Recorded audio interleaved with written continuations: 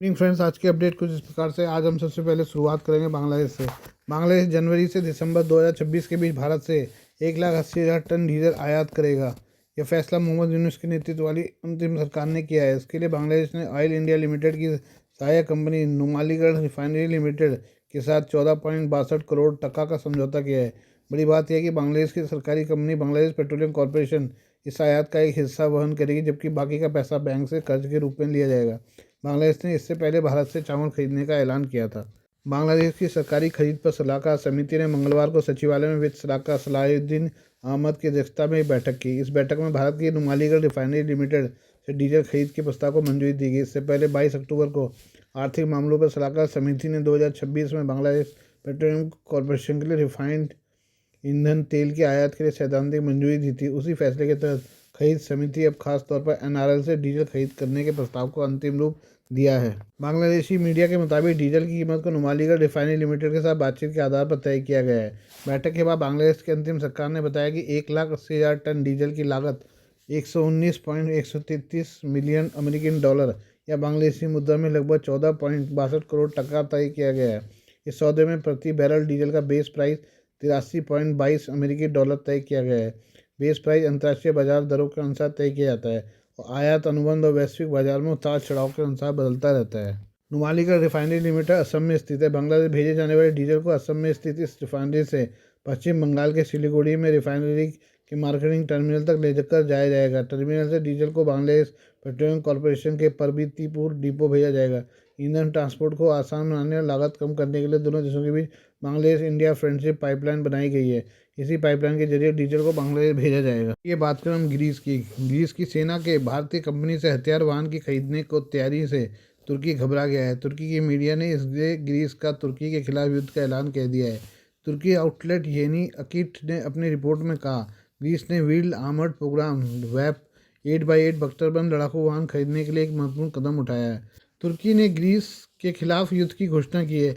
तुर्की media का दावा है ऐसे समय में आया जब ग्रीस की सेना ने भारतीय कंपनी टाटा के विकसित किए गए वैप 8x8 आर्मेड कॉम्बैट व्हीकल का आधिकारिक मूल्यांकन शुरू किया है। 12 दिसंबर 2025 को एथेंस में ग्रीक सेना के वरिष्ठ अधिकारियों और टाटा एडवांस सिस्टम के अधिकारियों के बीच हुई एक बैठक हुई थी।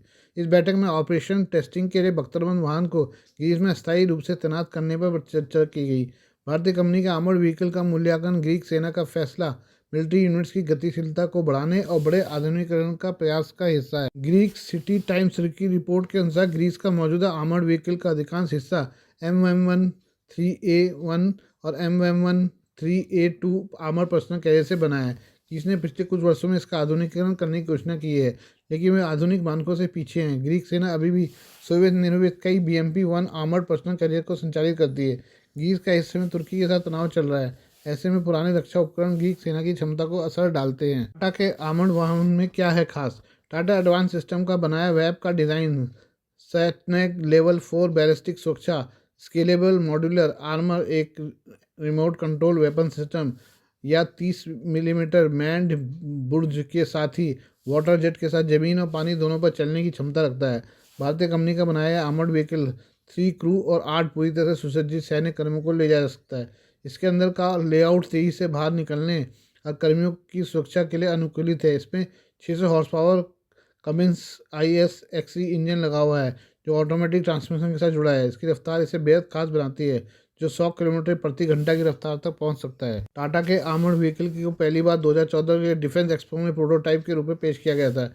ये वाहन तब से विभिन्न परीक्षण चरणों और कॉन्फ़िगरेशन अपडेट से गुजरा है। यूरोपियन रक्षा बाजार में अपनी पहुंच बढ़ाने के लिए टाटा ने मई 2025 में एथेंस में आयोजित इंटरनेशनल डिफेंस और सिक्योरिटी एग्जीबिशन डेफा 2025 में वैप 8x8 को पेश किया। ये बात करें वेनेजुएला की। वेनेजुएला का एक तेल टैंकर अमेरिकी कोस्ट गार्ड को फिल्मी अंदाज में चकमा देकर फरार हो गया है। ये तेल टैंकर जो डार्क फ्लीट में काम कर रहा था, उसने अमेरिकी कोस्ट गार्ड को धोखा देने के लिए अपनी बॉडी पर बीच समुंदरी रूसी झंडे का कलर पेंट किया, अपना नाम बदला और रूस का झंडा लगाकर फरार हो गया। द टाइम्स की रिपोर्ट के मुताबिक दिसंबर में अमेरिका को चकमा देने के बाद इस जहाज़ को आयरलैंड के पास देखा गया है। हालांकि अब अमेरिका, ब्रिटेन, फ्रांस और आयरलैंड कथित तौर पर इसकी हवाई निगरानी कर रहे हैं। दूसरी तरफ वॉल स्ट्रीट जर्नल ने मंगलवार देर रात अपनी एक रिपोर्ट में कहा कि रूस ने कथित तौर पर टैंकर को अपने पानी में ले जाने के लिए एक पनडुब्बी और नौसैनिक संपत्ति तैनात कर दी है, जिसे देखते हुए तनाव भड़कने की आशंका है। रूस की सरकारी न्यूज एजेंसी RT ने टैंकर के डेस्क से फिल्माया गया एक वीडियो शेयर किया है, जिसमें कथित तौर पर एक अमेरिकी कोस्ट गार्ड कटर जहाज का पीछा करते हुए दिख रहा है। एआई मैरीटाइम एनालिटिक्स फर्म विडवंड की एक इंटेलिजेंस बोर्ड के मुताबिक टैंकर बेला वन ने इलाके से भागने के बाद अपना नाम बदलकर मरीनेरा कर लिया था और उसी झंडे के तहत उसने अपना रजिस्ट्रेशन करवाया था। विंडवर्ल्ड ने कहा, वेनेजुएला से ट्रेड करने वाले भागे हुए टैंकर बेला वन ने अटलांटिक महासागर में अमेरिकी कोस्ट गार्ड की नज़र से पकड़े जाने से बचने के लिए पिछले हफ्ते यात्रा के बीच में ही अपने हल पर रूसी झंडा पेंट कर दिया। उसने अपना नाम बदल लिया और जहाज़ पर रूस का झंडा लगा लिया। कई रिपोर्टों में मंगलवार को कहा गया कि यह जहाज़ अब आयरिश तट से लगभग 230 मील दूर अमेरिकी सेना की निगरानी में है, लेकिन अगर रूस दखल देता है तो तनाव भी भड़क सकता है। रिपोर्टों के मुताबिक अमेरिकी P-8 निगरानी विमानों ने हाल के दिनों में ही आयरलैंड के पास टैंकर को ट्रैक किया है। CBS न्यूज़ के मुताबिक अमेरिकी सेना दिसंबर से ही इस जहाज़ का पीछा कर रही है, जब से वाशिंगटन ने वेनेजुएला के तेल शिपमेंट के खिलाफ कार्रवाई तेज कर दी थी।